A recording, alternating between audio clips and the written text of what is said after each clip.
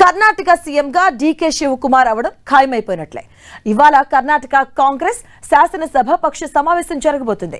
ఇక ఈ మీటింగ్ లోనే సీఎల్పీ నేతగా డీకే శివకుమార్ ను ఎన్నుకోబోతున్నారు ఎమ్మెల్యేలు. సాయంత్రం 4 గంటలకు విధానసౌధలో నిర్వహించేటటువంటి ఈ సమావేశానికి శాసనసభ్యులంతా హాజరు కావాలని కేపీసీసీ ఆదేశాలు జారీ చేసింది. ఇక ఈ సమావేశంలో కొత్త నేత ఎన్నికను గమనించేందుకు అధిష్టానం నుంచి పర్యవేక్షకులుగా కేసీ వేణుగోపాల్, రణదీప్ సింగ్ హాజరు కాబోతున్నారు. సిద్ధారామయ్యతో పాటు విధాన పరిషత్లో సభానాయకుడు బోసరాజు, కేపీసీసీ కార్యదర్శి అల్లమల ప్రభ పార్టీ తరఫున పాల్గొంటారు. అలాగే సీఎల్పీ నేత ఎన్నిక తర్వాత గవర్నర్ ను డీకే శివకుమార్ కలిసి ప్రభుత్వ ఏర్పాటుకు అనుమతి కోరబోతున్నారు. వచ్చే నెల 3వ తేదీన ఆయన ముఖ్యమంత్రిగా ప్రమాణ స్వీకారం చేయబోతున్నారు. ప్రమాణ స్వీకార వేడుకను బెంగళూరులో ఘనంగా నిర్వహించేందుకు ఏర్పాట్లు జరుగుతున్నాయి.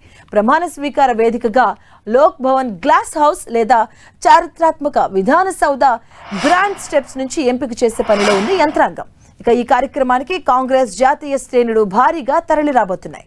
పార్టీ సీనియర్ నేతలతో పాటు రాహుల్ గాంధీ, ప్రియాంక గాంధీలు ఈ వేడుకకు ప్రత్యేక అతిథులుగా హాజరయ్యే అవకాశం ఉంది.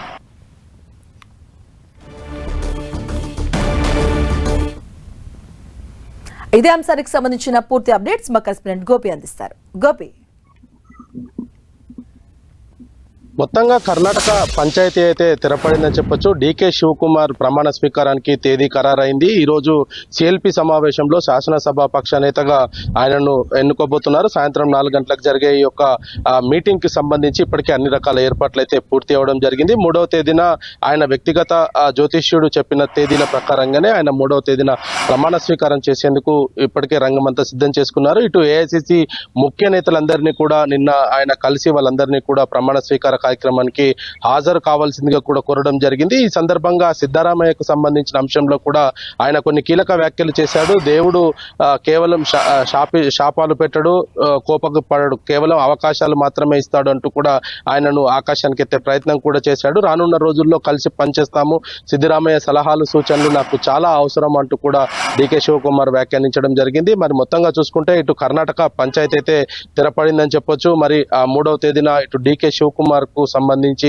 ఆయన ప్రమాణ స్వీకారము, ఆయనతో పాటు 10 మందిని మంత్రులుగా ప్రమాణ స్వీకారం చేసే అవకాశాలు ఉన్నట్టుగా కూడా తెలుస్తుంది. ఇక కేపీసీసీకి సంబంధించిన ఎవరు తదుపరి కేపీసీసీ పగ్గాలు చేపట్టబోతున్నారు అనే దానిపైన కూడా ఈ రోజు జరిగే ఈ యొక్క సిఎల్పి మీటింగ్ లోనే దానికి సంబంధించి కూడా చర్చ జరగబోతుంది. ఇక దీనికి అబ్జర్వర్ గా కేసీ వేణుగోపాల్ ను అధిష్టానం నియమించడం జరిగింది. ఇప్పటికే కర్ణాటక ఇన్ఛార్జ్ తో పాటు కేసీ వేణుగోపాల్ కూడా ఈ యొక్క అబ్జర్వర్ గా ఉంటారు. మరి ఆ ఎమ్మెల్యేలంతా ఈ రోజు డీకే శివకుమార్ ను తదుపరి శాసనసభ పక్ష నేతగా ఎన్నుకోబోతున్నారు. మరి ఇప్పటికే సిద్ధారామయ్యకు సంబంధించిన పరిపాలన, ఇతర అంశాలు, ఆయన కేబినెట్ లో ఉన్న మంత్రులు వారు కొనసాగుతారా, కొత్త వారి పేర్లు వినిపిస్తాయా అన్న దానిపైన కూడా మధ్యాహ్నం వరకు ఒక క్లారిటీ వచ్చే అవకాశాలు అయితే కనపడుతుంది. ముఖ్యంగా ఆయనతో పాటు 10 మందికి సంబంధించిన పేర్లు మాత్రం ప్రధానంగా వినిపిస్తున్నాయి.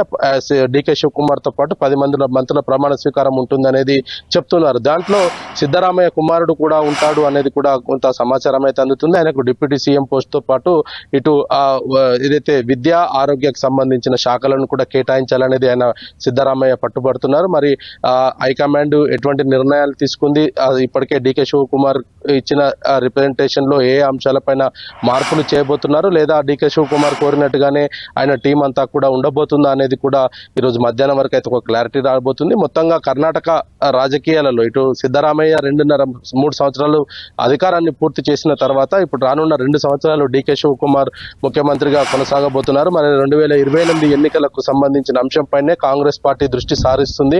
మరి రానున్న ఎన్నికల్లో మేము ఇదే విధమైన విజయాన్ని సాధిస్తామంటూ కూడా చెప్తూ ఉన్నారు. మరి ఈ డీకే శివకుమార్ పరిపాలన ఏ విధంగా ఉండబోతుంది, మరి రానున్న రోజుల్లో ఇటు సిద్ధారామయ్య డీకే శివకుమార్ కు సహకరిస్తారా, రాష్ట్ర రాజకీయాల్లోనే ఉంటారా, లేదంటే ఇటు రాజ్యసభకు వచ్చి ప్రతిపక్ష నేత హోదాగా కొనసాగుతారా అనేది మాత్రం వేచి చూడాలి. మొత్తంగా కర్ణాటక రాష్ట్ర రాజకీయాలకు సంబంధించి కూడా ఇటు గత 2-3 రోజులుగా జరుగుతున్న ఈ యొక్క సస్పెన్షన్ కి అయితే తెరపడింది. డీకే శివకుమార్ ప్రమాణ స్వీకారానికి తేదీ కూడా ఖరారైంది. మాదే. Right, thank you Gopi.